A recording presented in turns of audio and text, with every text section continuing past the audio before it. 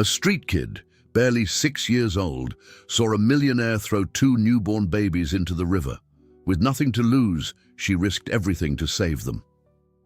What happened next revealed a secret that no one could have imagined, forever linking the destinies of these 3 souls. Subscribe to the channel for heartwarming stories every day. The morning light glinted off the glass penthouse of the towering skyscraper. The millionaire gazed at the city, which seemed so small from up there, as he swirled the amber liquid in his crystal tumbler. His eyes, as cold as ice, reflected the empire he had built with an iron fist. At 50, he had conquered everything money could buy: mansions on 3 continents, cars worth more than many businesses, and a private jet that could whisk him away to any corner of the globe. But at that moment, alone atop his concrete and glass throne, he felt an emptiness that no bank account could fill. His phone rang, shattering the silence. It was her again, the woman who threatened to bring his entire empire crashing down with a secret that weighed on his hands like lead. "Don't you ever call me again," he growled, hanging up violently. Meanwhile, miles away under a graffiti-covered overpass, forgotten by the authorities, the little girl woke up in her makeshift cardboard nest. Her big brown eyes, though tired, still shone with a spark that the harsh life of the streets hadn't managed to extinguish. She was only 6 years old, but her small body already carried the marks of someone who had had to grow up too fast. Her thin fingers adjusted the dirty beanie that protected her tangled hair. It was her only possession, besides the faded t-shirt that served as a dress and the holy sneakers she had found in the trash. Her stomach rumbled, reminding her that she hadn't eaten since the previous day, when she had managed to get some leftovers from a diner. "Today's gonna be a good day," she whispered to herself, as she did every morning. It was the ritual that kept her going. The millionaire strode into his office with heavy steps. The employees bowed in his path, a mixture of fear and admiration. In their eyes, no one dared mention his increasingly dark mood in recent weeks. The glass walls of his office offered a privileged view of the city, but he lowered the electronic blinds with the touch of a button. He didn't want to be watched. His desk, the photo of his smiling wife next to a mansion in Europe, seemed to accuse him. A marriage of convenience that upheld his immaculate public image. A wife who couldn't have children and who spent more time at spas than by his side. "Sir, your meeting with the investors starts in 5 minutes, his secretary announced through the half-open door. "Cancel everything, I won't see anyone today." The woman hesitated, surprised. "But sir, these are the representatives from the Saudi fund. They traveled specifically to—" "I said cancel it!" The millionaire's fist hit the desk hard enough to make the gold pen roll to the floor. "I'm leaving. Tell them I had a family emergency." The irony of the phrase did not escape him. Family. Something he had never truly valued.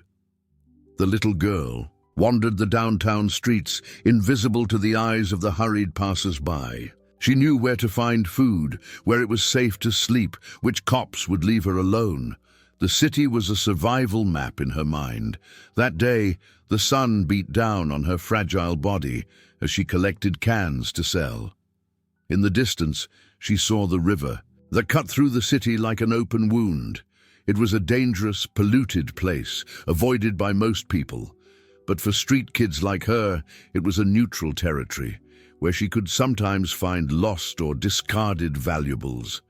Meanwhile, in a luxurious doctor's office, the millionaire glared at the doctor in front of him with disdain. "I don't care what you think is ethical," he said through gritted teeth. "The DNA test confirms they're mine, but no one can ever know. Never." The doctor, a middle-aged woman with tired eyes, sighed heavily. "I can't help you with this. Those babies need special care. They're premature and everything has a price," he interrupted, sliding an envelope across the table. "My mistress died in childbirth. No one knows about the children except you and your staff, and I want it to stay that way." When he left the office, the sky was beginning to darken. The plan was already formed in his mind. That night he would end this problem once and for all, and under the same sky the little girl searched for a place to spend the night, unaware that in a few hours she would witness something that would forever change the course of 3 lives. Twilight stained the sky a sickly red as the millionaire got into his imported car. The usual driver had been dismissed with some excuse. That night he needed to be alone. In the back seat, a small bundle was carefully placed like an ordinary package, but the occasional movement and the soft noise coming from it betrayed its contents. 2 lives, 2 complications, 2 pieces of evidence of his infidelity that needed to disappear. His fingers drummed on the steering wheel as he drove toward the most run-down part of the city. The smell of pollution invaded his nostrils as he approached the river. There, between abandoned factories and vacant lots, no one would pay attention to just another car passing by quickly. "Just get it over with," he muttered to himself, parking near the muddy bank. On that same cold night, the little girl hadn't found a safe haven. The other homeless people had taken her usual spot under the overpass, and she had been kicked out for being too small to defend herself. Hungry and cold, she wandered until she found an abandoned footbridge that crossed the polluted river. There, huddled between rusty metal beams, she tried to protect herself from the biting wind. Her watchful eyes captured any movement in the shadows. The streets had taught her never to let her guard down. It was then that she noticed the gleam of headlights from a luxury car approaching slowly. It was unusual to see vehicles like that in that forgotten part of town, especially at this hour. Curious, she watched as a tall man in a dark suit got out of the vehicle. Even from a distance, she could notice the quality of his clothes. The watch that gleamed under the dim light of a distant street lamp. He was one of those men who would normally ignore her as if she were invisible, or have security guards push her away if she got too close to their shiny stores. The man opened the back door and took out something wrapped in white cloth. The package was small, but he held it with a strange, almost reluctant care. For a moment he seemed to hesitate, looking around to make sure he was alone. The little girl held her breath, instinctively hiding even deeper in the shadows. There was something wrong with that scene, something that made her childish heart race with a dark foreboding. The millionaire walked to the edge of the river, his Italian loafers sinking slightly into the mud. The dark waters flowed silently. Below, carrying garbage and secrets of the big city, perfect for one more secret, he thought. He looked one last time at the bundle in his arms. For a second, a movement inside the fabric made his hands tremble. A small noise, a muffled cry. 2 girls, his daughters. "I can't risk everything I've built," he said to himself as a final justification. With a quick and decisive movement, he hurled the bundle into the dark waters. The package floated for a few moments before slowly starting to sink, carried away by the current. A silent scream caught in the little girl's throat. Her wide eyes captured the unmistakable movement inside, the fabric that was now quickly getting soaked. They were babies. The man had thrown babies into the river. Without thinking about the consequences, driven only by instinct, she abandoned her hiding place. Her small bare feet ran along the muddy bank, following the flow of the water carrying the bundle. The millionaire, already back in the car, didn't notice the small figure moving in the shadows. The little girl knew how to swim. She had learned on her own in the hot summers when the other street kids took her to cool off in cleaner parts of the river. But here, in this stretch, the water was dark and dangerous, full of debris and pollution. Even so, without hesitating for a second, she threw herself into the cold water. The thermal shock almost paralyzed her, but adrenaline kept her arms and legs moving. She swam with all the strength her small body could muster, ignoring the burning in her eyes and the bitter taste of the dirty water. The package was sinking. She dove, her fingers desperately searching in the dark until they found the wet fabric. With a tug, she brought the bundle up, struggling to keep it above the surface while kicking her legs frantically. The current was too strong to return to the same spot. She let herself drift, swimming diagonally until she reached the bank a few yards downstream. She dragged herself out of the water, pulling the heavy, soaked bundle with her. With fingers trembling from the cold and fear, the little girl opened the fabric, revealing two tiny purplish faces, identical twins, so small and fragile that they looked like dolls. They weren't moving. "Please, wake up," she whispered, tears mixing with the dirty water on her face. Instinctively, she turned the babies face down and patted their backs, like she had once seen a nurse do with a choking baby in the park. To her relief, one of them coughed, expelling water, followed by the other. Meanwhile, the millionaire drove back to his mansion, convinced that his secret had been buried in the depths of the polluted river. Remorse tried to creep into his conscience, but he pushed it away with the same coldness with which he conducted his business.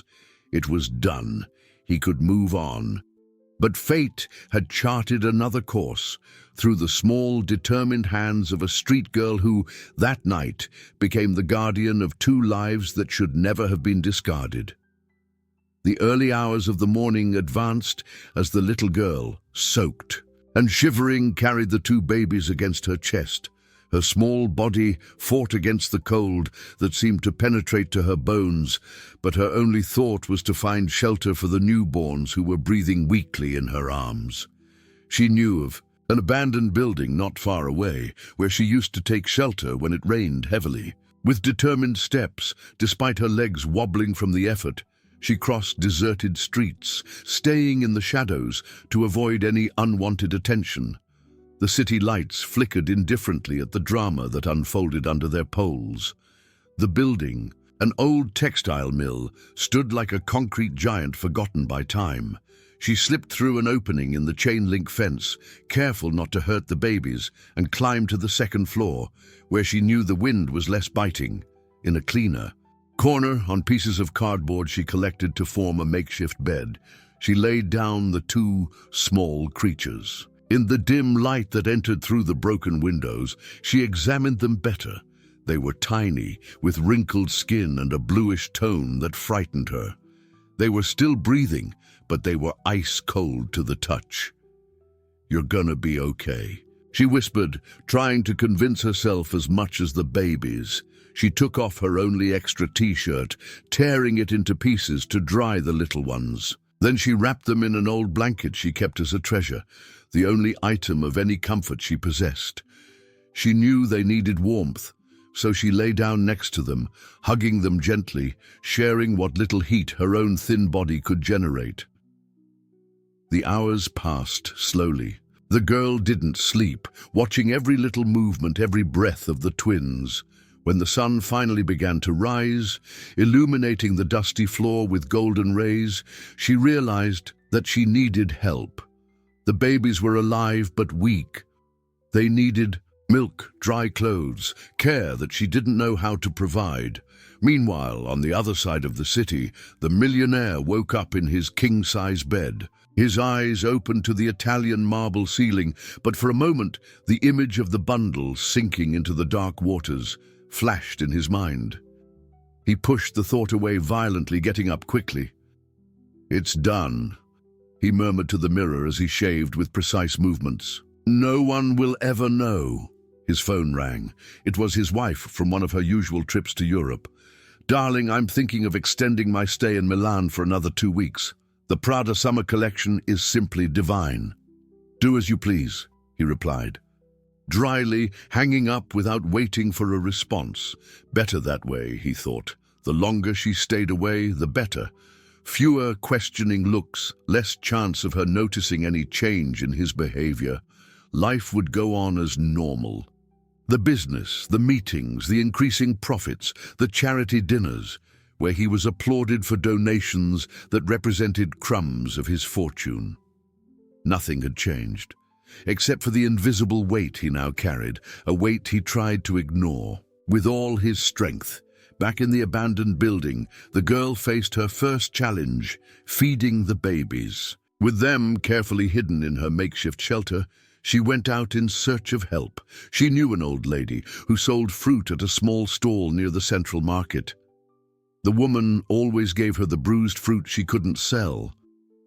"Please," she pleaded. With the merchant, when she found her opening her stall, "I need milk for babies." The woman looked at her suspiciously. "Babies? What babies?" The little girl hesitated. Her survival instinct told her not to trust anyone, but the need was greater than her fear. "I found 2 babies. They're hungry." The merchant, surprised by the confused story the little one told about finding abandoned babies, omitting the rich man in the river, finally gave in. She gave her a bottle of formula and some clean cloths, as well as a bag of fruit. "You should take them to a hospital, or the cops," the woman advised. But the little girl knew what happened to kids like her when the cops found them. She had been briefly in a state-run foster home once, a cold, overcrowded place that she fled at the first opportunity. She wouldn't hand the babies over to that fate. "I'll take care of them," she replied simply, before disappearing into the crowd that was beginning to form in the market. In the days that followed, the little girl transformed into a tiny mother. With a dedication surprising for someone so young, she fed the twins drops of formula using her fingers, cleaned them with dampened cloths, and kept them warm against her body during the cold nights. It was an exhausting job that consumed all her energy. She could no longer spend the whole day collecting cans or panhandling. She needed to constantly return to the hideout to check on the babies.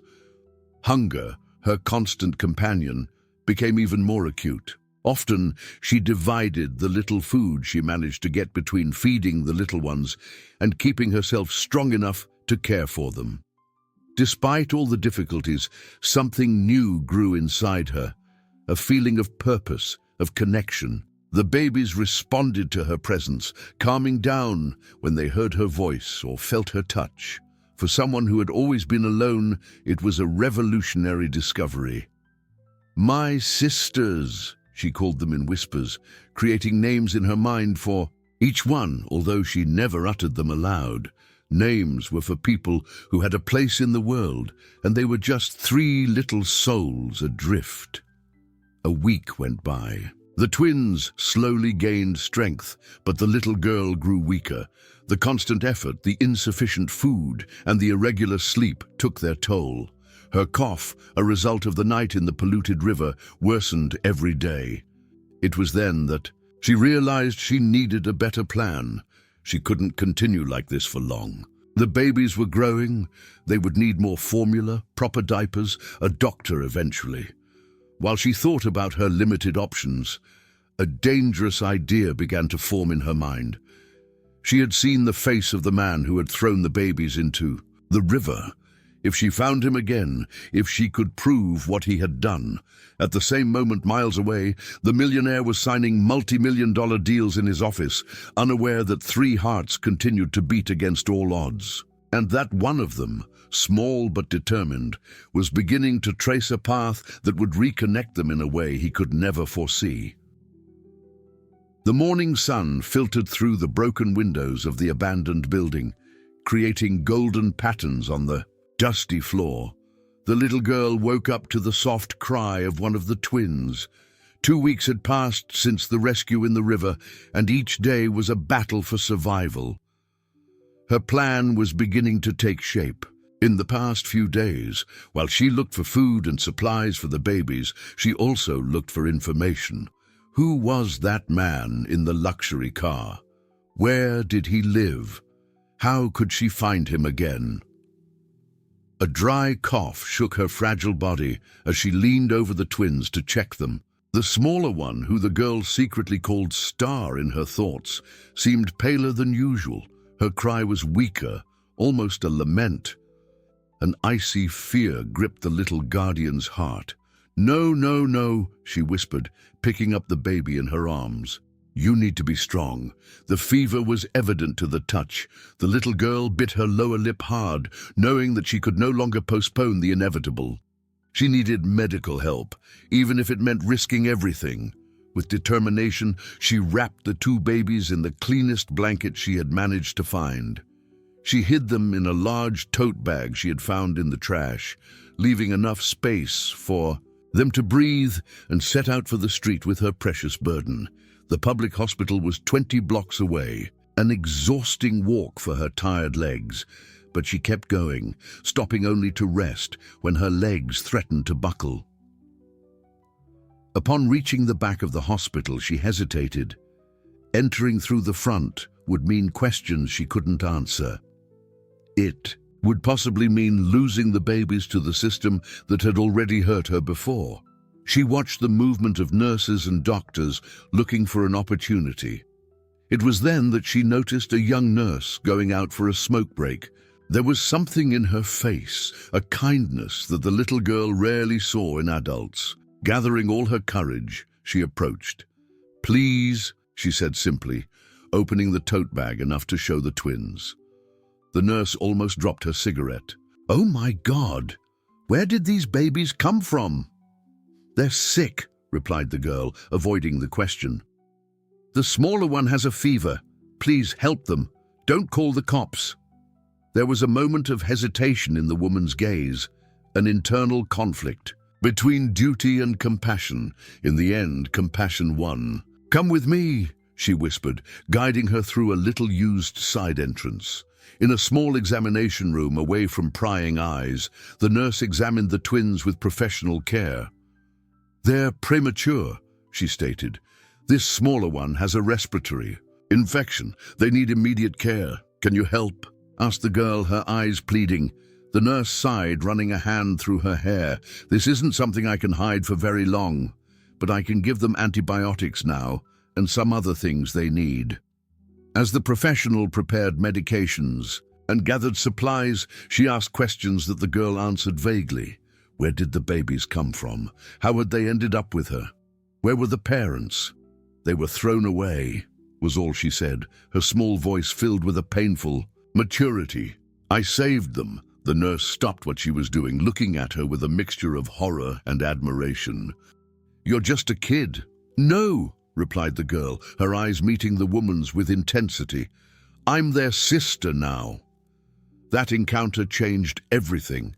The nurse, whose name was Sophia, although the girl never used names to refer to adults, became her secret ally. In the days that followed, she provided medications, formula appropriate for newborns, diapers and instructions on how to care for the babies. But the nurse also asked questions, increasingly specific, increasingly difficult to avoid. "Someone tried to kill them, didn't they?" she finally asked, after a week of clandestine visits to the girl's hideout. "That's a serious crime. We need to report it." The girl clammed up. "He's rich. No one will believe me." "Who is he?" the nurse pressed. But the child knew enough about the world to understand that words against a powerful man were just that. Words. She needed proof. Meanwhile, in the high circles of the city, the millionaire continued his seemingly unshakable life. Outwardly, nothing had changed. Inwardly, nightmares haunted him. He woke up in a cold sweat, hearing the cries of babies who shouldn't exist anymore. In his office, he obsessively reviewed the local news, looking for any mention of babies found in the river. Nothing. Relief mixed with a growing guilt that he tried to drown in work and expensive scotch. "Sir," his secretary called, interrupting his dark thoughts. "The police are in the lobby. They say they need to speak with you about an anonymous tip." The blood ran cold in his veins. "What kind of tip?" "They didn't say, sir. Just that it's a sensitive matter." With his hands suddenly clammy, the millionaire adjusted his tie and ordered them to be sent up. He composed his best expression of tranquility, although his heart was pounding like a runaway drum. The two investigators who entered his office seemed serious, but not hostile. "Sir," We are investigating a case of attempted bribery of employees. At the municipal hospital, your name was mentioned as a possible victim of extortion. The relief was so great that he almost laughed. It was just a common case of corruption, nothing related to his secret buried in the waters of the river. He cooperated fully, providing information about legitimate donations he had made to the hospital in the past. When the police officers left, he collapsed into his chair, exhausted by the stress. The adrenaline was still coursing through his veins when his phone rang. The name on the display made his hand tremble. It was the doctor who had assisted in the birth of the twins. The same, one who had promised silence in exchange for a generous donation. "It's not safe to talk," the doctor said in a low voice, "but I need to warn you. There are rumors at the hospital. A nurse has been helping a street kid who showed up with 2 newborn babies, twins." The world seemed to slow down around the millionaire. The room spun like a mad carousel. "Impossible," he managed to murmur. "I put them in the river myself. No one could—" "Well, someone pulled them out," the doctor replied. "And what's more, that nurse is asking questions. A lot of questions." Upon hanging up, the millionaire felt cornered for the first time in decades. His empire, built with relentless determination, now seemed as vulnerable as a house of cards. He immediately called his head of security, an ex-cop who solved his most delicate problems. "I need you to find a nurse and a street kid," he ordered. "And when you find them, let me know immediately. Don't do anything. Just locate them." On the other side of the city, unaware of the storm that was brewing, the girl was teaching the twins a song she had invented. Her soft voice echoed in the empty building as she gently rocked the two in her small arms. "One day, we'll have a home," she promised them, "a place where no one can separate us." Little did she know that soon their paths would cross again with the man who had tried to take their lives, and that this time the roles would be dramatically reversed. 3 weeks had passed since the rescue in the river. The twins, although still fragile, were responding well to the improvised care they received. The smaller one had overcome the fever after treatment with antibiotics, and both were beginning to gain weight, their faces becoming less angular and more rounded, as the faces of healthy babies should be. The nurse visited them whenever she could, bringing supplies hidden in her bag. On one of these visits, she brought disturbing news. "Someone is asking questions at the hospital," she revealed in a low voice, while changing the diaper of one of the babies. "A man with a stern face, saying he's from social services, but his badge looked fake. He asked about recent cases of abandoned babies, especially twins." The girl froze, her small fingers instinctively squeezing the blanket where the other baby slept. "Did he see me?" she asked, the fear evident in her childish voice. "No," replied the nurse, "but I'm sure he's looking for you. And he's not the only one. There are rumors circulating, whispers in the hallways. Something big is happening." The child was silent for a few moments, her dark eyes lost in thoughts that seemed too advanced for her age. Since the rescue in the river, she had developed a fierce protective instinct toward the twins. They were hers now, the only family she had ever known. The thought of losing them to the man in the expensive suit made her stomach churn. "We need to hide better," she concluded finally. The nurse hesitated, biting her lower lip. "Or maybe it's time to seek official help. If someone tried to harm these babies, that's a crime. The police—" "No!" The girl's reaction was immediate and intense. "The police don't help people like me. They'll take them away from me, and then—" Her voice failed, recalling past experiences with authorities that she preferred not to remember. Seeing the panic in the child's eyes, the nurse sighed. "Okay, but you can't stay here. This place isn't safe, especially if someone is looking for you." That night, after the nurse left, the girl gathered her few belongings. The babies, fed and clean, slept peacefully, unaware of the anxiety that consumed their young protector. Carefully, she wrapped them in the warmest blanket she possessed, a gift from the nurse, and placed them in the improvised tote bag that served as a portable crib.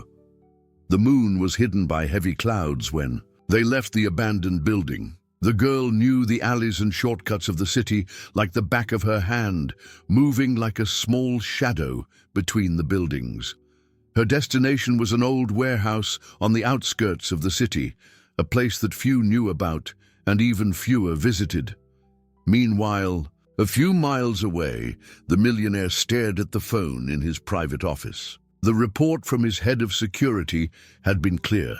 No baby bodies had been found in the river in recent weeks. The search in the hospitals indicated suspicious movement of a young, recently hired nurse who was acting secretively. "Continue the investigation," he ordered in a cold voice. "I want to know everything about that nurse, and find the street kid." Downing the phone, he poured himself a generous shot of scotch. The amber liquid burned his throat, but it couldn't quell the fire of anxiety that was growing in his chest. How was this possible?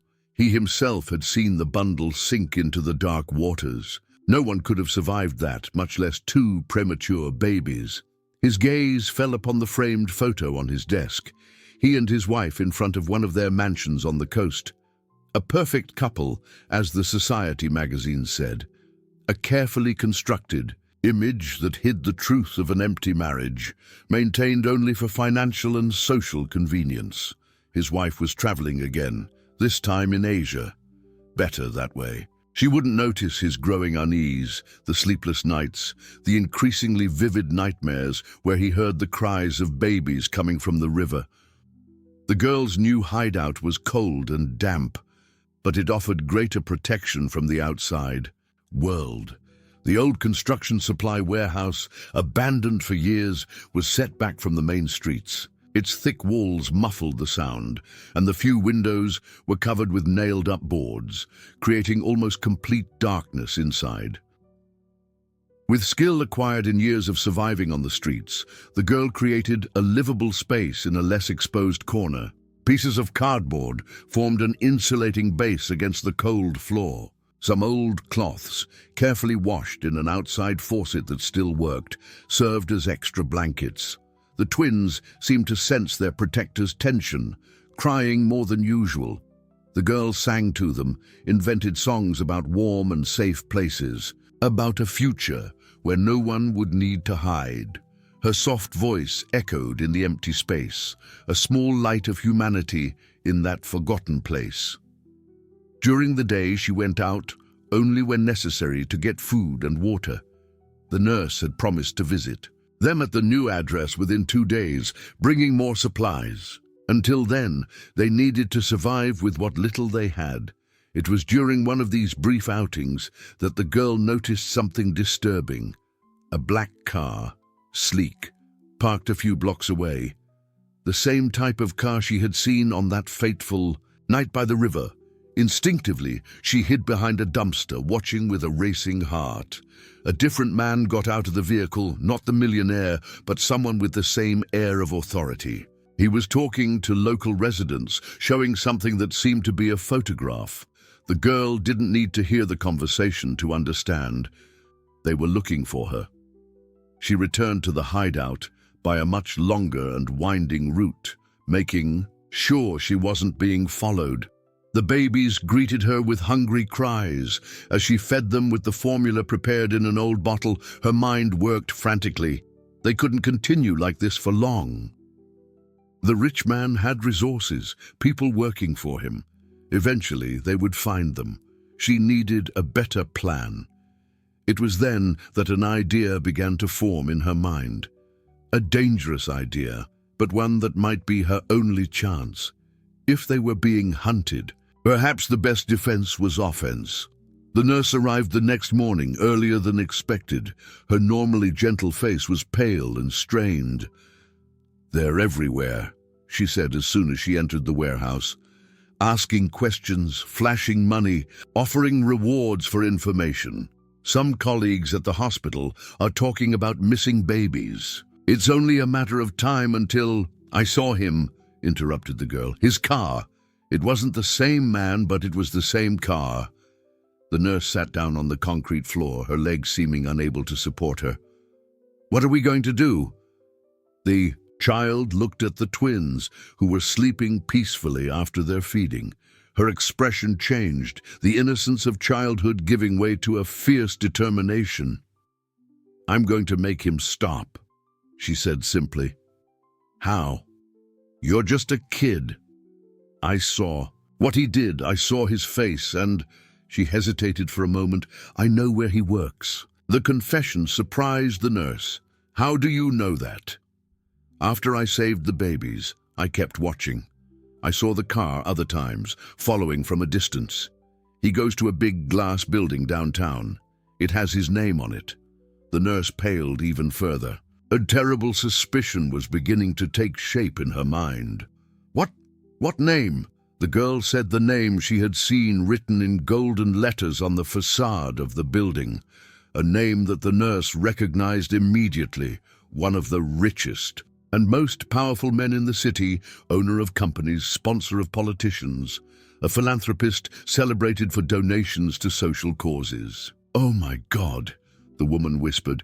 Are you sure it was him? Are you absolutely sure? The girl nodded, her dark eyes without any trace of doubt. It was him. I never forget a face. The silence that followed was loaded with implications. Confronting a man with so much power and influence would be virtually impossible. Her word against that of a street kid, no proof, no witnesses beyond the babies themselves who couldn't speak. There's something I haven't told you, the nurse said finally, taking her cell phone out of her pocket. The first time you brought the babies to the hospital, I was scared and confused. I did something I shouldn't have. I took pictures of them. She showed the girl images of the twins, taken while she was examining them on that first day. Photos that clearly showed their little faces, the identical birthmarks near their ears, their small fingers grabbing at the air. And also, she continued, swiping to another image, I did a DNA test with the material collected for the routine exams. I didn't register it officially. It was more out of medical curiosity. I wanted to see if there was any genetic condition. That explained the abandonment. And what does that mean? Asked the girl, confused by the technical terms. It means I can prove who their father is, explained the nurse. If this man is really the father, and if he really tried to get rid of them, we have proof. A flame of hope lit up in the child's eyes, but it soon went out, replaced by the realistic fear of someone who knew well the injustices of the world.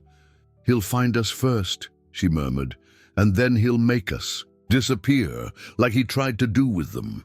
The nurse put away her phone, making a sudden decision. Not if we can expose him first, publicly where he can't hide. The plan began to take shape between them, a risky plan that depended on perfect timing and on courage that both barely knew they possessed. But it was their only chance.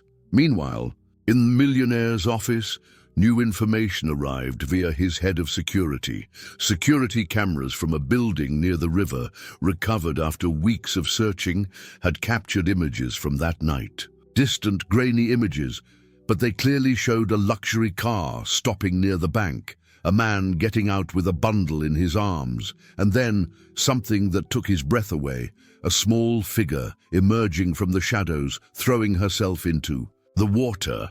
Erase this, he ordered in a trembling voice. Erase all copies, but his subordinate hesitated, avoiding his gaze. Sir, it may be too late. These images were recovered by the technicians from the city's security department. Other people may have seen them. The Millionaire's world, so carefully constructed over decades, was beginning to crumble. And he didn't even imagine that his greatest challenge would be facing not the justice systems that he had so often managed to manipulate, but a small street kid with a determination greater than his empire. Night fell over the city as the nurse hurried into the abandoned warehouse. Her face was pale, her eyes wide with excitement and fear. In her hands she held a tablet, which she immediately showed to the girl. It's happening, she whispered. as if afraid of being heard, even in that isolated place. The images leaked. Someone from the city security department released the video. On the small screen, grainy black and white images showed exactly what the girl had witnessed weeks ago.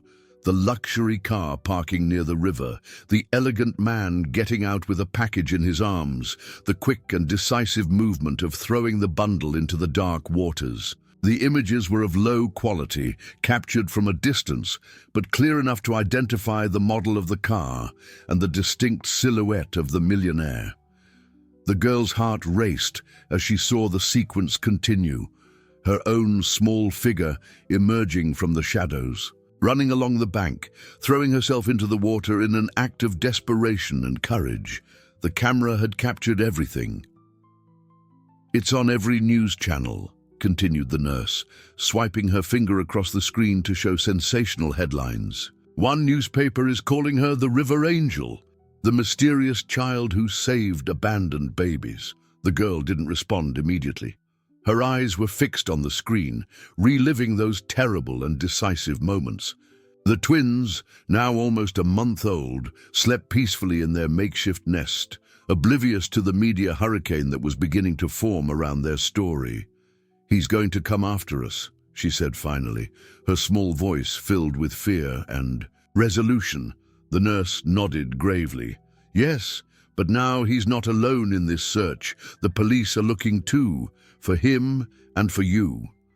"For me?" The girl recoiled instinctively, years of distrust of the system becoming evident in her defensive posture. "As a witness, as a hero," explained the nurse quickly. "The video doesn't clearly show his face.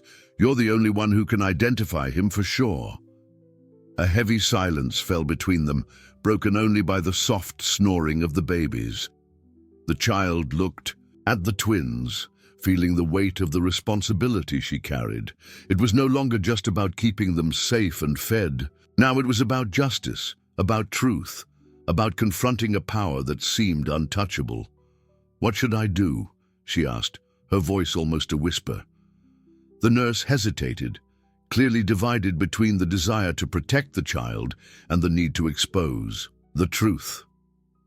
"There's a reporter," she said finally, "someone I trust. He works for an independent paper. He's not afraid of powerful people. If we tell him the story with the evidence we have—" "What evidence?" interrupted the girl. "The video doesn't clearly show his face." "We have the DNA test I did secretly," replied the nurse. "And we have you, your eyewitness account. Besides—" She paused, biting her lower lip. "I found something out about you." The girl froze, her eyes suddenly cautious. "What?" "When I started helping you, I got curious. A child so young, alone on the streets, with so much determination. I searched the missing children's records from the last few years." "I didn't disappear," protested the girl. "I ran away from the foster home." "Yes, but before that—" The nurse took a deep breath. "I found a case from 6 years ago. A newborn baby disappeared from the municipal hospital on the same day she was born. The mother died in childbirth. The father never showed up to claim her." The world seemed to have stopped spinning. The girl felt a strange buzzing in her ears, as if she were again submerging in the icy waters of the river. "The mother's name was Elena," continued the nurse gently. "She was very young, only 19 years old. She worked as a secretary at a big company. In the medical records, there were notes about the baby's father, a married man much older her, a boss." "No," whispered the girl, shaking her head in denial. "It can't be." "The company's name is in the files," said the nurse, gently holding the child's hand. "It's the same company as his, and the dates match. 6 years ago you would have been just a newborn. Are you saying that he—" The girl's voice failed, unable to complete the terrible assumption. "I don't know what happened exactly," admitted the nurse. "The records only say that the baby disappeared mysteriously. There was an investigation at the time, but it was closed, without conclusions. Some hospital employees were fired. The case was archived.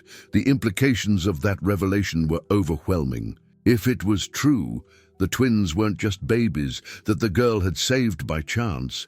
They were her half-sisters. And the man who had tried to kill them was the same one who, presumably, had abandoned her years before. "Why would he do that?" asked the girl, silent tears streaming down her dirty face. "Why didn't he want me? Why doesn't he want them?" The nurse had no answers. She just hugged the small, trembling figure, offering what comfort she could. "Some people value different things," she said finally. "Money, power, image, more than innocent lives." At that moment, the nurse's tablet vibrated with a notification. It was a news update. Business tycoon denies involvement in baby abandonment case. Lawyers claim video is doctored. The millionaire's photo appeared next to the headline, the "re." Same face that the girl had never forgotten, now composed in an expression of innocent indignation before the cameras. Something changed in the child's gaze. The fear gave way to a cold determination far beyond her few years. "Let's talk to your reporter friend," she decided, straightening her shoulders. "I'm going to tell him everything I saw." The next day, at a discreet coffee shop in the city's suburbs, the girl met with the reporter, a middle-aged man with kind eyes behind square-rimmed glasses. The nurse was by her side, the twins carefully hidden in a special baby carrier. In a clear, firm voice that surprised the adults, the child told her story.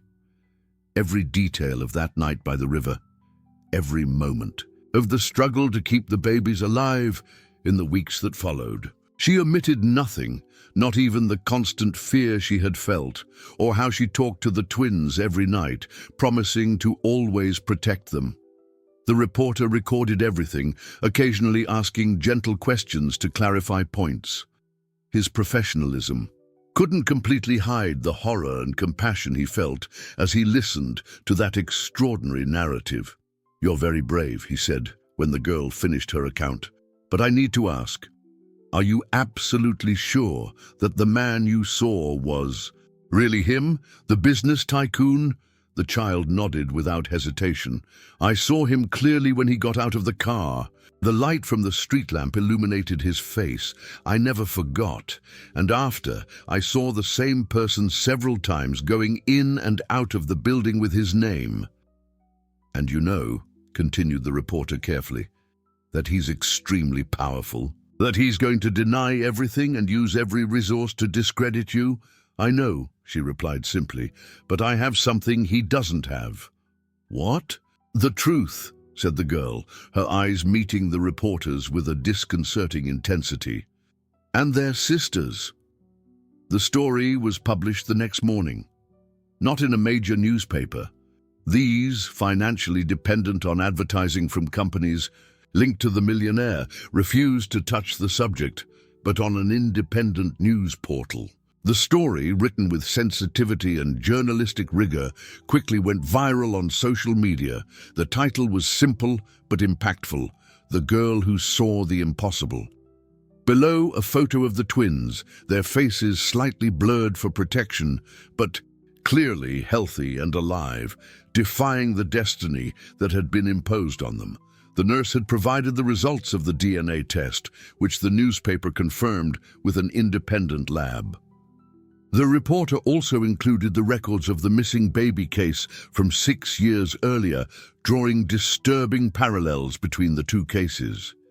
The story exploded with a force that no one, not even the experienced journalist, could have predicted. In hours, it was shared thousands of times. Other media outlets, initially hesitant, found themselves forced to cover the case due to public pressure. In the luxurious office of the skyscraper, the millionaire watched his empire crumble in real time. His phone didn't stop ringing. Worried shareholders, business partners distancing themselves, politicians once friendly now unavailable. "This is absurd," he shouted to his lawyer. "A conspiracy. The word of a street urchin against mine. Who would believe that?" But the indignation in his voice couldn't hide the growing panic. The circumstantial evidence was piling up: the security camera video, the DNA test confirming his paternity of the twins, the hospital records from 6 years ago now under public scrutiny. "We need a different strategy," advised the lawyer, his normally confident face now tense with worry. "Public opinion is against us. Social media is on fire. There are protests forming in front of the building. Buy the damn newspapers, threaten lawsuits, do whatever it takes." The millionaire paced back and forth, his perfectly controlled world disintegrating around him. At that moment, his assistant entered hurriedly, his face pale. "Sir, the police are here, with a search warrant." The blood ran cold in the millionaire's veins. It was the beginning of the end, and he knew it. His gaze fell upon the photo on his desk, he and his wife, smiling, perfect. An image as carefully constructed as it was fragile. The phone rang again. It was his wife, calling from Europe. "What the hell is going on?" she asked, her voice cold with fury. "I'm seeing your name in every newspaper over here. Something about abandoned babies. What scandal is this?" As he tried to respond, searching for words that could save at least the appearances of his marriage, the millionaire realized a devastating truth. All the structures he had built, wealth, power, connections, public image, were sandcastles against the relentless tide of truth revealed by a nameless child. And far away, in the nurse's small apartment where they were now temporarily hiding, the girl held the twins in her arms, watching on television. As justice, so rarely in favor of the invisible, finally began to take its course. "We're safe now," she whispered to the babies, who responded with toothless smiles, oblivious to the hurricane that their existences had unleashed. "He's never going to hurt you again, I promise." It was a promise that, this time, she knew she could keep. The courtroom was packed that morning. Journalists squeezed into the seats reserved for the press, cameras strategically positioned, captured every movement. The case that had shaken the city in recent weeks was finally reaching its first day of formal hearing. The millionaire entered escorted by his lawyers, a team of 5 renowned professionals, all in impeccable suits that cost more than the annual salary of many present. His face, once frequent in social columns and reports on successful businesses, now tried to hide the despair under a mask of controlled indignation. On the other side of the room, sitting in a chair specially adapted for her small stature, was the girl. She wore new and clean clothes, provided by Child Protective Services, who now accompanied the case. Her hair, once tangled, was combed and tied with a simple ribbon. But her eyes, those eyes that had witnessed the unthinkable, remained the same. Deep, vigilant, incredibly mature for a child of her age. The twins were not present in the courtroom. They remained under special care, in an undisclosed location, protected from the media storm that had formed around the case. "All rise for the entrance of the judge," announced the bailiff, and the entire room stood up in a synchronized movement. The magistrate, a middle-aged man with a stern expression, took his place and began the proceedings. The case was complex, involving multiple charges: attempted murder, child abandonment, falsification of medical records, and more recently, as new evidence emerged, possible involvement in the disappearance of another child 6 years earlier. The prosecutor presented the initial evidence, the security camera video, now enhanced by forensic technology for greater clarity. The results of the DNA test confirming the millionaire's paternity of the twins, hospital records indicating his presence at the location where the babies were born hours before they disappeared. Then came the moment everyone was waiting for. The small witness was called. "Do you understand what it means to tell the truth in a courtroom?" asked the judge, leaning slightly to speak to the child. "Yes, sir," she replied in a clear voice. "It means saying what really happened, even when it's difficult or scary.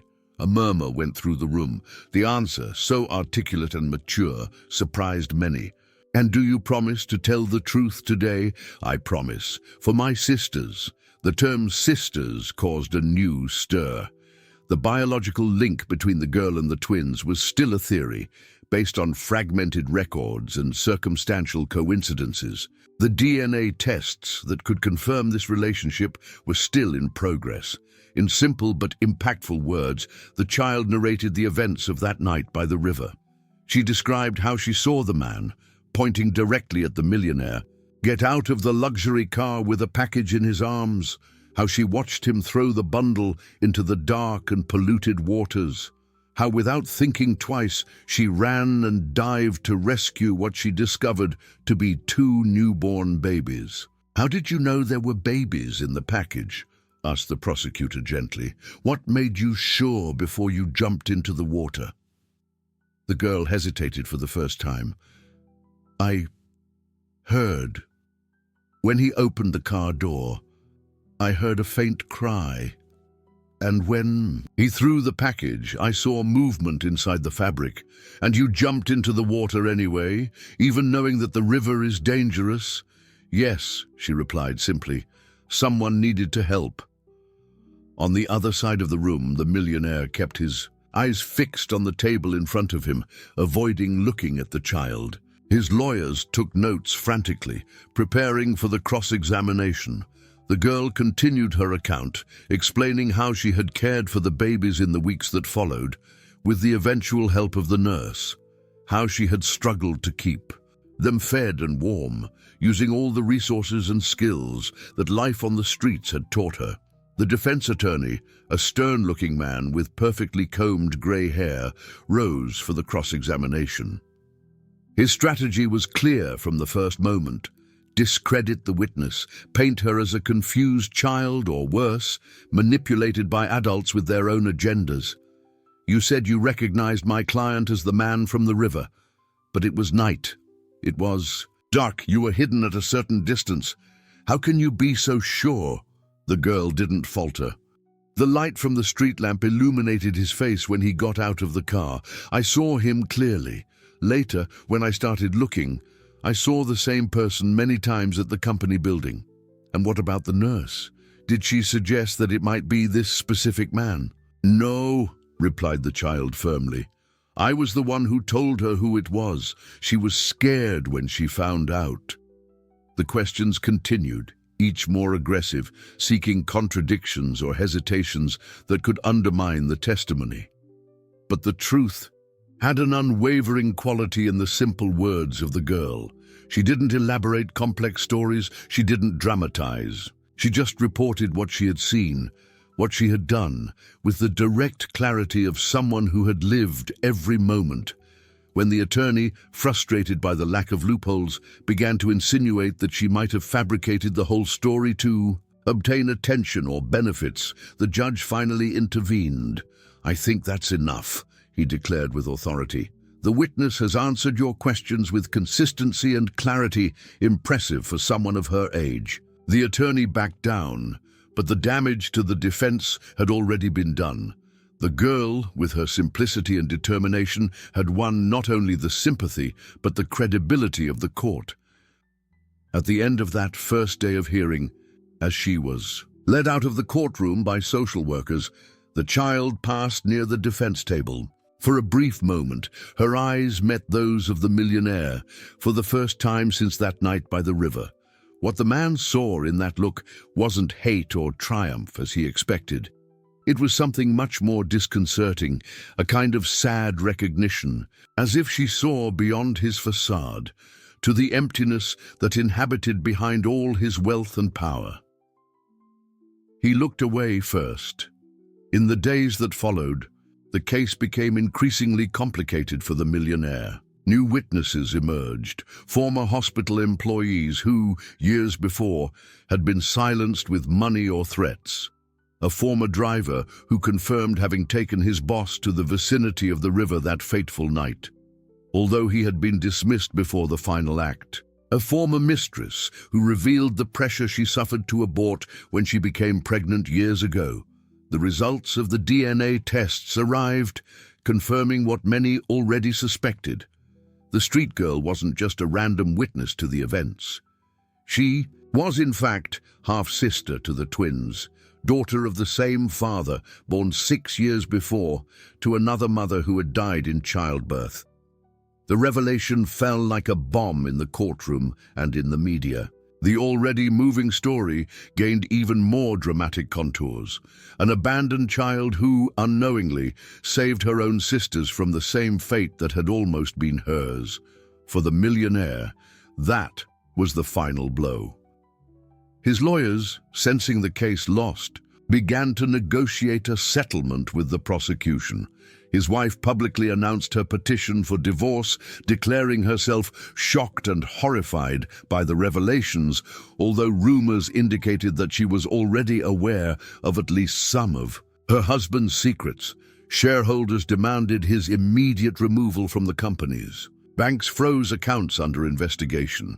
The empire built over decades crumbled in a matter of weeks. Alone in his mansion, emptied of employees, many resigned, refusing to be associated with the scandal. The millionaire contemplated the shards of his life through the bottom of a whiskey glass. The walls that had once made him feel powerful now seemed like a prison of his own construction. The phone rang, interrupting his dark thoughts. It was his lead attorney. The prosecution has offered a deal, he informed without preamble. Incarceration in a minimum security prison, with the possibility of parole after 5 years. Confiscation of 60% of your assets for a trust fund in the name of the 3 children. Permanent renunciation of any parental rights. And the alternative? He asked, although he already knew the answer. Full trial, with all the evidence presented publicly.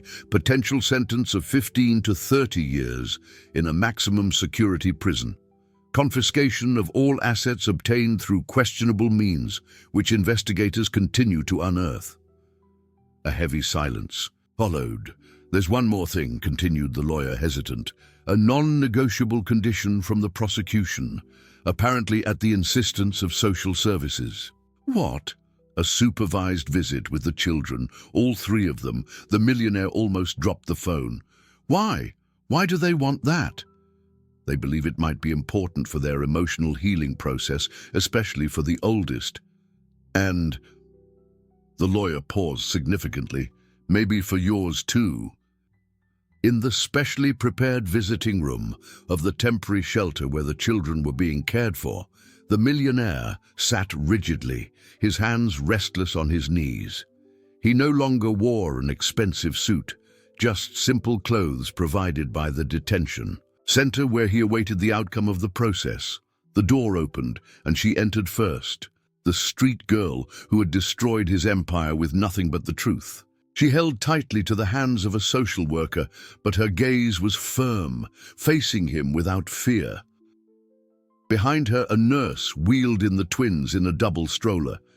They were bigger now, stronger, their chubby faces contrasting dramatically with the images of the fragile and malnourished babies presented as evidence in the courtroom. "Hello," said the social worker, breaking the tense silence. "This is a supervised visit, as we explained earlier.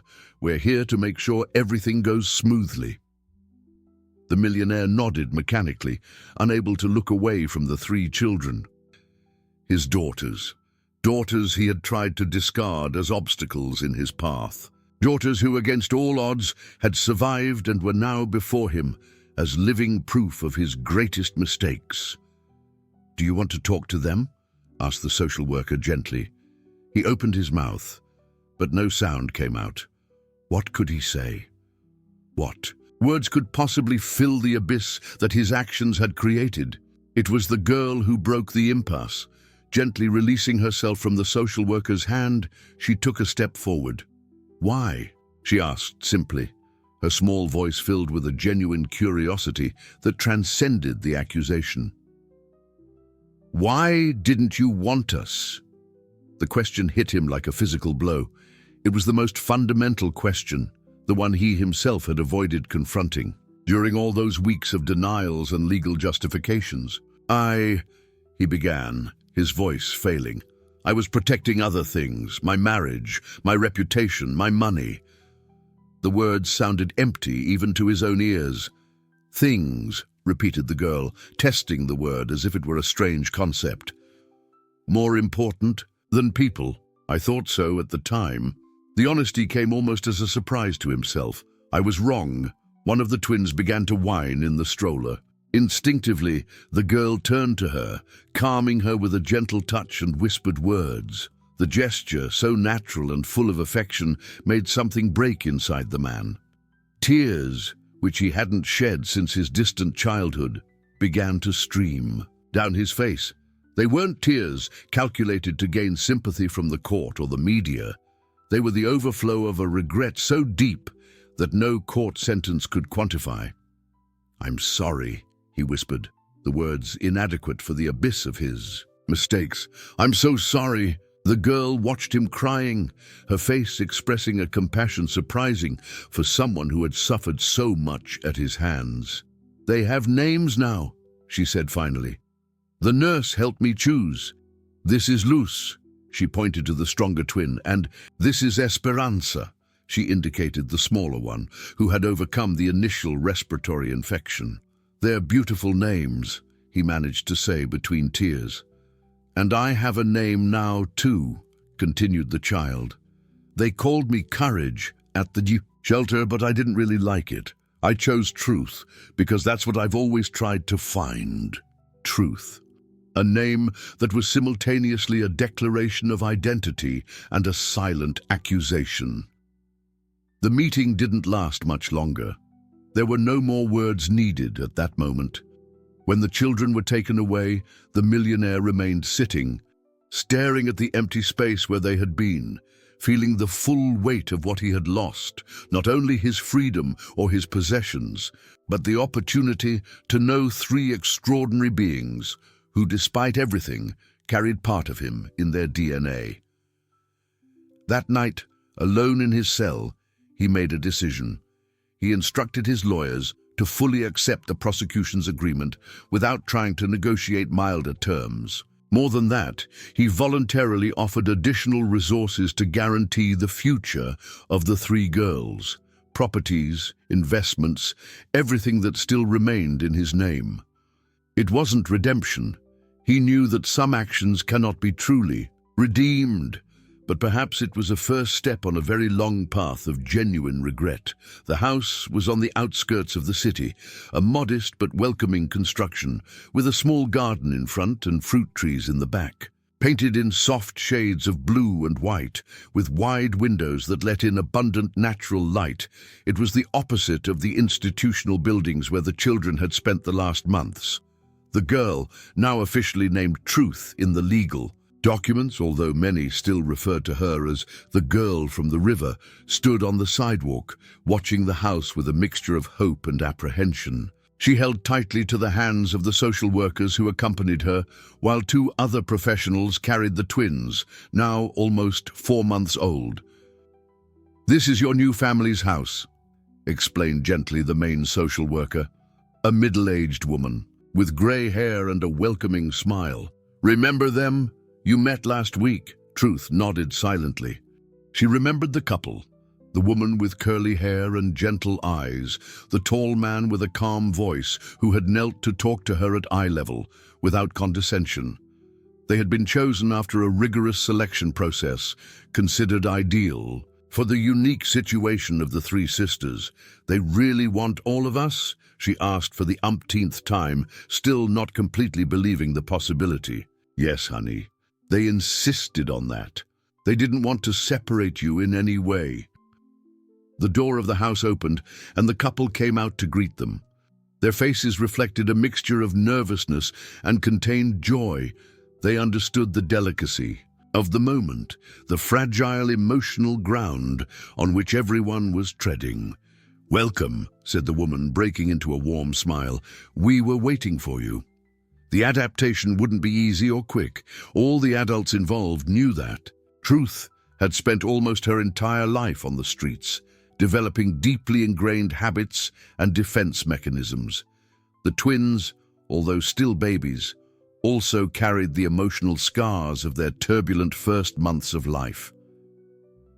In the first days in the new house, the girl slept on the floor next to the bed prepared for her, feeling exposed and vulnerable on the soft mattress. She hid food in her pockets during meals, an automatic reflex of someone who never knew when she would get to eat again. She woke up startled during the night, frantically checking if the twins were still safe in their cribs. The adoptive parents, previously trained to deal with traumatized children, responded with infinite patience. They didn't force changes. They didn't impose strict rules. They offered structure and security without suffocating the independence that Truth valued so much. "They need more blankets," declared the girl one night, appearing in the living room where the couple was reading quietly. "It's getting colder." The adoptive mother got up immediately. "Let's check together?" In the twins' room, illuminated by a soft night light, Truth meticulously adjusted the blankets, checking the temperature of the little ones with her hand. Light and Hope slept peacefully, their little faces relaxed in expressions of contentment that they had rarely shown at the shelter. "You're a wonderful sister," commented the woman softly. Truth didn't respond immediately, her small fingers still smoothing an imaginary crease in the blanket. "In the river," she said finally, her voice almost a whisper. "When I pulled them out of the water, they were so cold. I thought that I had arrived too late." It was the first time she had spoken voluntarily about that night since the official testimonies. The adoptive mother held her breath, feeling the privilege and the responsibility of that confidence. "But you didn't arrive too late," she replied gently. "You saved them." "Sometimes I still dream about it," continued the girl, her eyes fixed on the sleeping twins. "About the dark water, about the cold, about the man throwing them like they were trash." The woman resisted the urge to hug her, respecting the personal space that the child still fiercely protected. Instead, she sat on the floor next to her, offering presence without intrusion. "I think I'm going to dream about it forever," concluded. Truth with a painful wisdom beyond her years. "The bad dreams can get less frequent over time," offered the woman. "And you're not alone anymore to deal with them." A small nod was the only response. The weeks turned into months. Slowly, almost imperceptibly, Truth began to relax her defenses. She started sleeping in the bed, although she still kept a small emergency kit hidden under it. She began to trust that meals would be regular, that no one would take her plate before she was satisfied. Little by little, she allowed small touches, a hand on her shoulder, fingers helping to comb her increasingly. Long hair, the twins flourished. Light, the more outgoing, was already trying to crawl, determined to explore every inch of the safe house. Hope, quieter and more observant, loved books with colorful figures and musical sounds. Both reacted with special joy to the presence of their older sister, instinctively recognizing her fundamental role in their lives. One day, the adoptive father came home with a serious expression. He waited until the twins were sleeping and called Truth and his wife for a conversation in the living room. "I received a call today," he began carefully, "from the lawyer who manages the girls' trust fund. The trust fund had been created with the assets confiscated from the Millionaire as part of the judicial agreement. A substantial amount was reserved to guarantee the future of the three sisters, education, health, and eventual financial independence when they reached adulthood. The man hesitated, searching for the right words. "He wants to see you. He made a formal request through the appropriate channels." Truth became completely still, her face suddenly empty of expression. A survival technique perfected. "On the streets, not to show reaction when threatened. It's not mandatory," added the adoptive mother quickly. "You don't need to see him if you don't want to. No one is going to force you." "Why does he want to see us?" asked the girl finally, her voice controlled. "According to the lawyer, he's genuinely participating in rehabilitation programs in prison. Therapy, community work, everything that's within his reach in the circumstances. He says that... The man consulted a paper in his pocket. He would like to ask for forgiveness personally, but he will understand if the request is refused. Truth got up and walked to the window. Outside, the garden she had helped plant flourished with vibrant colors against the twilight sky. For a few minutes, she just watched the flowers swaying gently in the breeze. "I'll go," she decided finally, turning to face the adoptive parents. But alone, the twins are too small, they wouldn't understand. The couple exchanged worried glances. "Are you sure? We can go with you, stay by your side." A small smile, rare and precious, touched the girl's lips. "I know you can. But this is something I need to do alone." The visiting room of the rehabilitation center was different from the previous one, less institutional, with potted plants and colorful pictures on the walls. There were still guards and cameras, but discreetly positioned to create an illusion of privacy. The millionaire was already there when Truth entered, accompanied by a social worker who would stay at a respectful distance. He got up immediately, almost knocking over the chair with the abrupt movement. He was drastically changed. The face, once arrogant and sure, showed new lines of age and reflection. The hair, formerly dyed to hide the grey strands, now displayed its natural color. But the biggest change was in the eyes. The ice had melted, replaced by something more human, more vulnerable. "Thank you for coming," he said simply, his voice hoarse with emotion. Truth watched him carefully, as if looking for something specific in his expression. Then she sat in the opposite chair, her legs dangling without reaching the floor. "My sisters are doing well," she informed, taking control of the conversation. "Light is almost walking already. Hope loves music." He nodded, swallowing with difficulty. "I'm glad to hear that. We have a family now. They're good to us. I know. I've received reports." He paused, searching for the right words. "I was relieved to know that you are together. It's how it should be." The irony of the statement wasn't lost on either of them. If he'd succeeded in his original plan, none of the three of them would be alive, much less together. "Why did you do it?" asked Hope, the same fundamental question she'd asked during their first meeting. But this time, her tone wasn't accusatory. It was one of genuine curiosity, as if she were trying to understand an alien concept. The man took a deep breath. In the months of intensive therapy, this was the question that had tormented him the most, forcing him to excavate layer upon layer of self-deception. "I spent my entire life building an image," he began slowly, "of success, of control, of perfection. That's all that mattered to me, what others saw, what they thought of me. I believed my worth came from my empire, my bank account, my power." He paused, his eyes lowered. "When your mother, the twins' mother, told me she was pregnant, I saw it only as a threat to the image I had built. I didn't see lives, I saw problems to be solved, just like I did 6 years before when your mother died in childbirth. You left me at the hospital," Hope stated, not as an accusation but as confirmation of a fact. "Yes, I paid people to take care of it discreetly, so that you would disappear into some distant foster care system where no one would make the connection." The shame was palpable in his voice. "I never imagined you'd end up on the streets, or that years later you'd be there that night, in that river." "Coincidence," said the girl, testing the word. "Maybe. Or maybe something more." For the first time, he looked directly into her eyes. "In prison, I've been thinking a lot about fate, about justice, about second chances I don't deserve. The nurses at the hospital say it was a miracle," Hope commented, "that babies so small shouldn't have survived that cold water, that I shouldn't have been able to swim them to shore."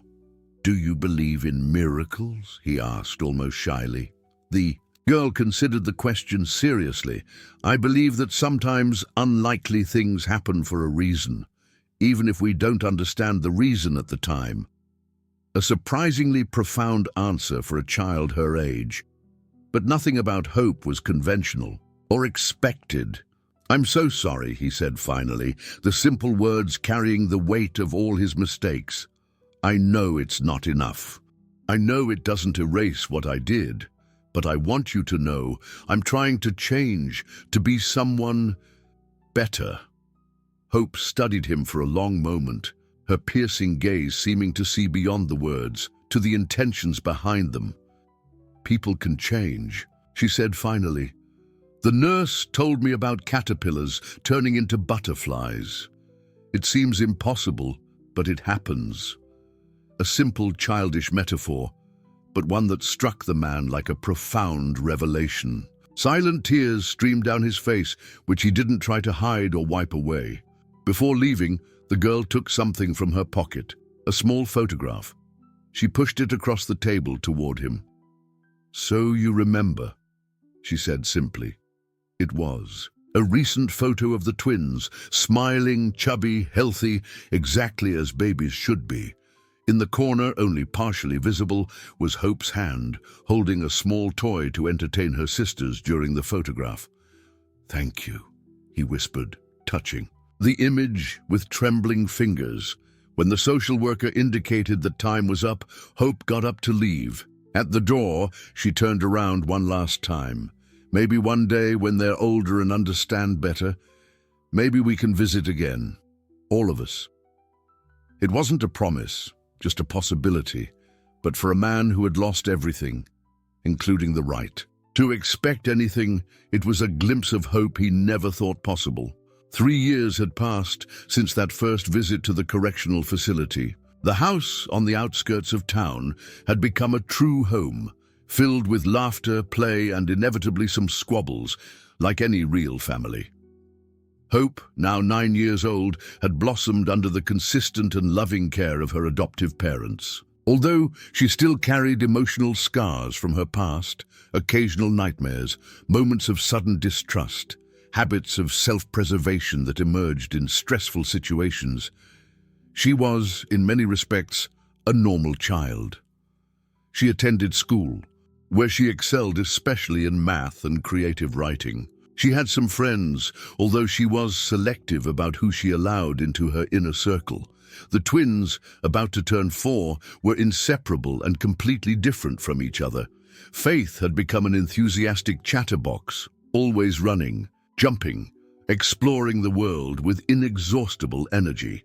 Charity was more contemplative, observant, preferring books and puzzles to active play. What they shared, besides the identical appearance that still confused strangers, was adoration for their older sister. It was a sunny Saturday morning when the subject came up again. The family was having breakfast on the patio, enjoying the mild weather.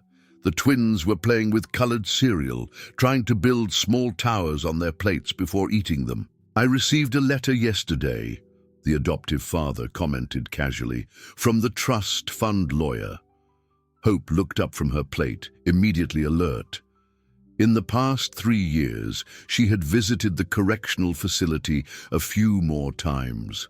Always. Alone, always by her own decision. The conversations with the man who was her biological father, although she never called him that, had evolved from tense and fraught moments to more open dialogues, where both carefully navigated the complicated terrain of their shared past. "What did it say?"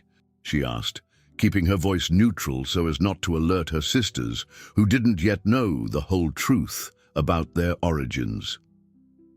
"He'll be transferred to a work release program next month," the father explained. "He'll still be under supervision, but he'll be able to work during the day. He'll have more freedom." The adoptive mother gently placed her hand on Hope's. "Does this change anything for you, honey? How do you feel about it?" The girl considered the question carefully, as she did with all important matters. "He's different now," she said finally. "He's not the person from the river anymore." The couple exchanged glances.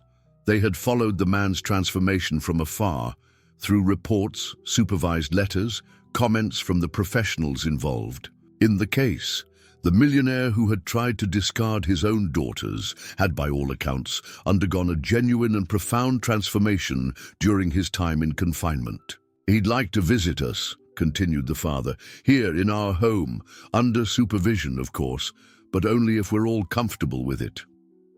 Hope looked at her sisters, who had now abandoned the cereal and were running around the yard, chasing butterflies with joyful laughter. They knew they had a biological father different from their adoptive parents. They knew this man was away for having done something very wrong. But the full details, the terrible truth of their near death, were still shielded from their young minds. They should meet him someday, Hope decided, but we need to prepare everything right. They're still little. The wisdom in her words impressed her adoptive parents once again, who had learned to trust their eldest daughter's extraordinary judgment. "We'll plan this carefully," agreed the mother.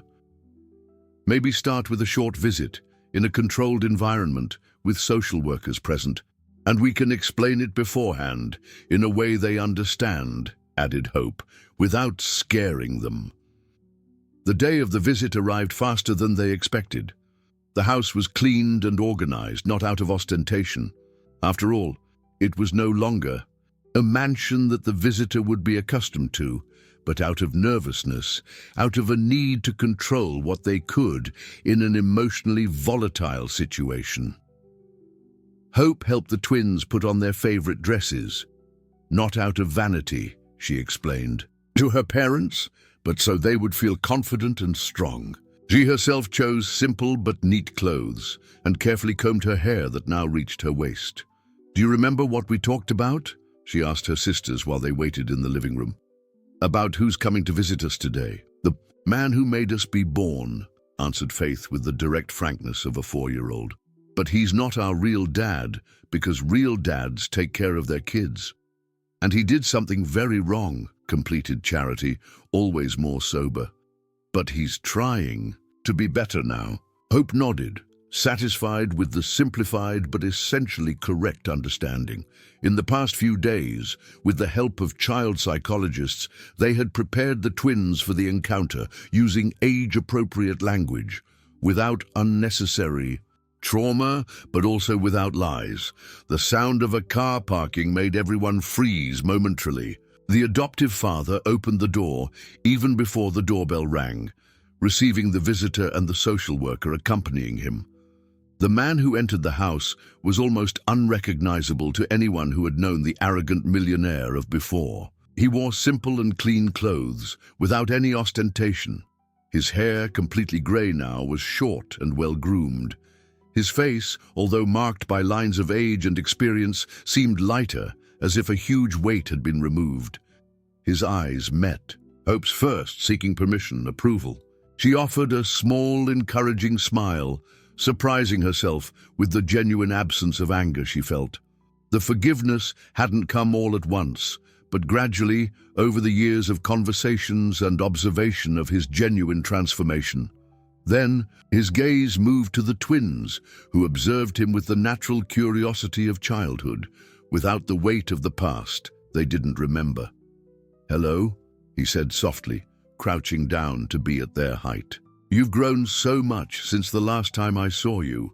The girls looked at Hope, seeking guidance. She nodded slightly, giving them permission to respond. "I'm Faith," announced the more extroverted one, stepping forward. "And this is my sister Charity. We're identical twins, but I have this little spot here." She pointed proudly to a small mark near her eye that differentiated her from her sister. "Those are beautiful names," he replied, his voice thick with emotion. "They suit you perfectly." "Our older sister chose them," informed Charity, looking with adoration at Hope. "She saved us." A charged silence followed this innocent statement. The adults in the room exchanged tense glances, worried about the direction the conversation might take.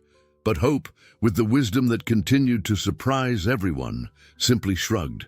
"Everyone needs help sometimes," she said casually, "even adults." The tension gradually dissipated. The visit proceeded in a controlled manner, with moments of inevitable awkwardness, but also unexpected flashes of connection. The twins showed him their favorite toys, their drawings on the kitchen wall, the small garden they helped to care for in the yard. The man observed everything with genuine attention, asking appropriate questions, listening with an interest that wasn't feigned. When Charity brought her favorite book and asked him to read it, emotion almost prevented him from speaking, but he recovered and read the simple story with different voices for each character, eliciting laughter from the little ones. At the end of the visit, when the twins had already been taken to the yard by the adoptive mother, the man found himself alone with Hope for a moment. The social worker observed at a distance, respecting the relative privacy of the moment. "Thank you," he said simply, "for allowing this. I know I don't deserve it." "It's not about deserving," replied Hope, with a maturity that continued to surprise him.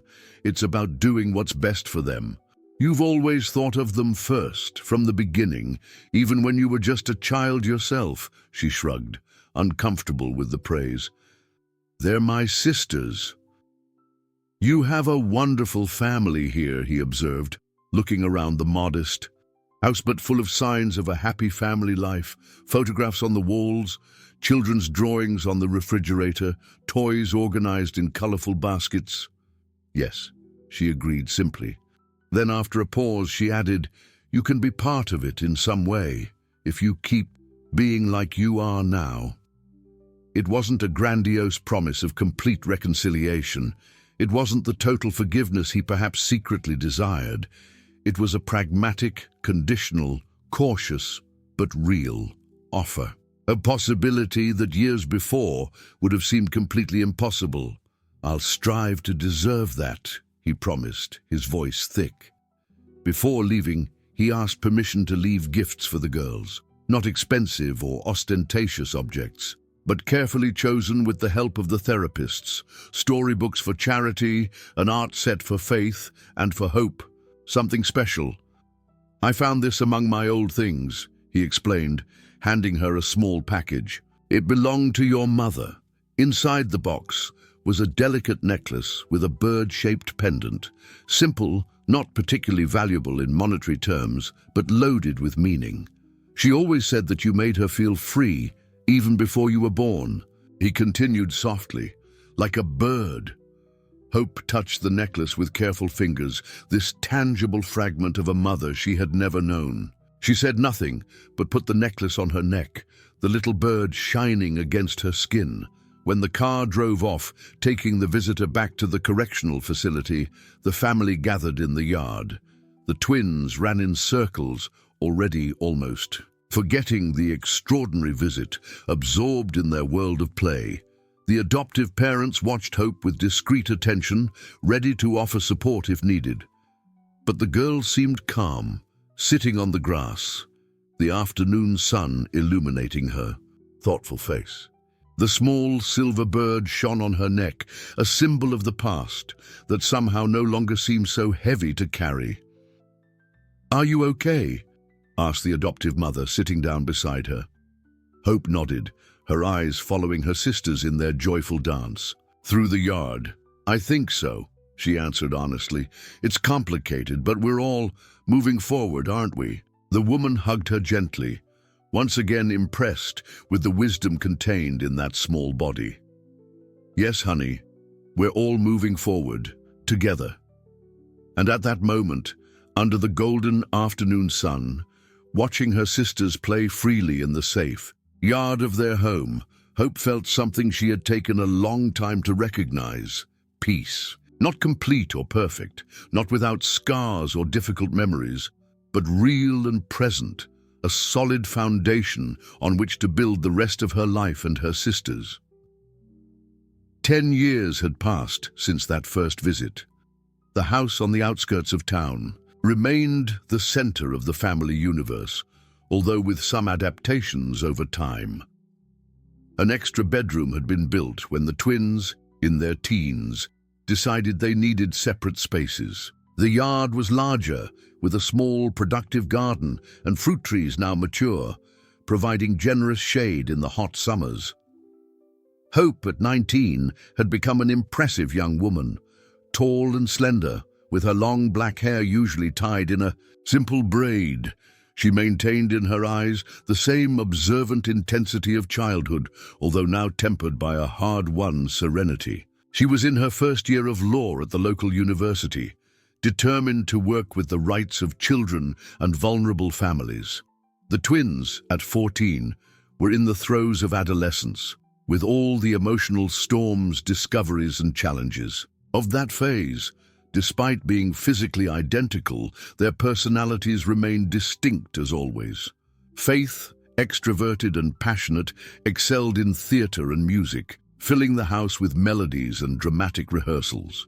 Charity, more reserved and analytical, had revealed herself to be a natural scientist, collecting awards at science fairs and dreaming of a career in medical research. The family was gathered in the spacious living room on a Friday night, a tradition they maintained religiously despite their increasingly busy schedules. Hope was reviewing notes from a case for a college assignment. The twins were playing a board game with the adoptive father while the mother prepared snacks in the kitchen. The sound of the doorbell interrupted the domestic scene. Hope got up to answer, knowing exactly who it would be. The man at the door was nothing like the arrogant millionaire of years ago. His hair was completely white now, cut short and simple. He dressed in modest but clean and well-cared-for clothes. His eyes, once cold and calculating, now carried a genuine gentleness, although always with an undercurrent of regret that never completely abandoned him. "Am I early?" he asked, offering a hesitant smile. "Right on time," replied Hope, opening the door wider. "We're all in the living room." In the past few years, after completing his sentence and being released from the correctional system, he had become a semi-regular presence in the family's life. Not a father in the traditional sense. That role belonged incontestably to the man who had raised the girls with love and dedication, but a kind of distant relative who gradually found his place in the family dynamic. "I brought the tickets," he announced, taking an envelope out of his pocket as he entered the room and greeted everyone. The twins interrupted their game, interested. The planned trip for the next vacation had been the subject of many recent conversations. "Let me see?" asked Faith, always eager and enthusiastic. He handed the envelope to Hope first, a habit he had developed over the years, always deferring to the older sister, silently acknowledging her moral authority over the family she had literally saved. 3 weeks in Europe, she confirmed, examining the documents. Paris, Rome, Barcelona, and the summer program at the University for Charity, he added, indicating another document. "I managed to confirm the spot in the biotech lab you wanted." The quieter twins smiled, genuinely excited about the academic opportunity that would complement the family trip. This was the new dynamic they had established over the years. The man, who still maintained a considerable fraction of his former fortune after settling debts, restitutions, and fines, used his resources not to buy affection or forgiveness, but to open doors and possibilities that the girls earned on their own merit. While the others examined the details of the trip, Hope observed the scene with a unique perspective. She vividly remembered the barefoot and hungry girl she had once been, sleeping under overpasses, scavenging scraps to survive. She remembered the night in the river, the icy water, the weight of the babies in her small arms as she fought against the current. "A penny for your thoughts," said the man softly, approaching her while the others animatedly discussed travel plans. "I'm thinking about how life comes full circle," she replied honestly. "About how we got here, from where we started," he nodded, understanding the depth of what she didn't say explicitly. Over the years, they had developed a form of communication that didn't need to directly mention the painful past, but also didn't deny it. "You built this," he said simply. "All of this exists because of you." Hope shook her head. "We all built it together." Everyone did their part, including him, in that all hadn't been easy or quick. It had taken years of small steps, of slowly rebuilt trust, of regret demonstrated not with words, but with consistent actions. The man who had tried to discard his daughters as obstacles had transformed into someone who dedicated his life to supporting their dreams and needs, without ever trying to reclaim a role he didn't deserve. I received an interesting proposal. Today, he commented, changing the subject, the Foundation for Homeless Children wants to expand the shelter program. They're thinking of opening 10 more transitional homes next year. The foundation had been created by him years ago, initially as part of his community service sentence.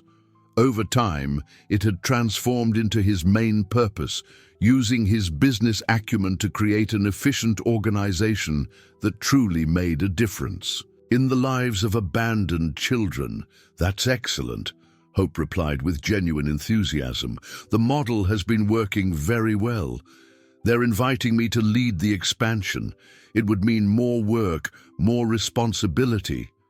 You should take it, she said without hesitation. No one understands better than you the importance of this work. The irony wasn't lost on either of them. The man who had once discarded his own daughters now dedicated his life to ensuring that no other child was left to fend for themselves. Redemption was never complete, they both knew that. But it was. Real in its imperfection, the evening continued with dinner, conversations, and laughter. When the twins finally retreated to their rooms and the adoptive parents began to tidy up the kitchen, Hope found herself alone on the porch with the man who was, biologically, her father. "There's something I want to show you," he said carefully, taking an object out of his pocket. "I found it yesterday while organizing some old documents. It was a yellowed photograph, protected in a plastic baggie. It showed a young woman, barely more than a teenager, with dreamy eyes and a shy smile. She wore the same necklace with a bird pendant that Hope still occasionally wore on special occasions. Your mother," he explained unnecessarily. "This photo was taken a few weeks before you were born."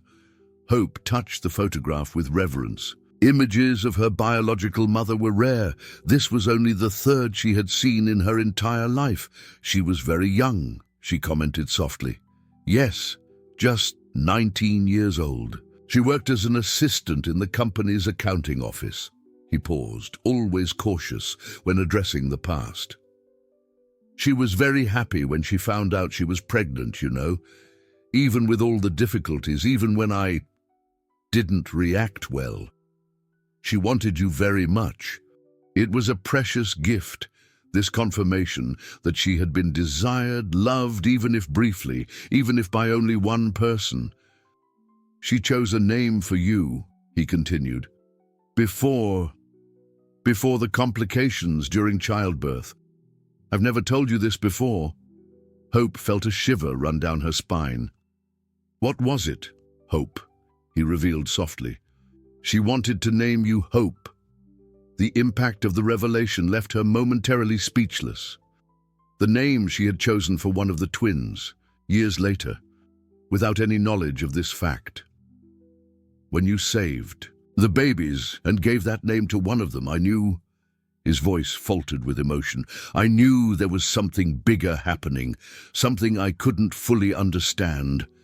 They were silent for a few minutes, contemplating the stars that were beginning to appear in the night sky. It wasn't an uncomfortable silence, but one full of shared reflection. "You know what I've learned in all these years," said the man finally. "The most precious value isn't what I thought. It's not money, power, reputation, control.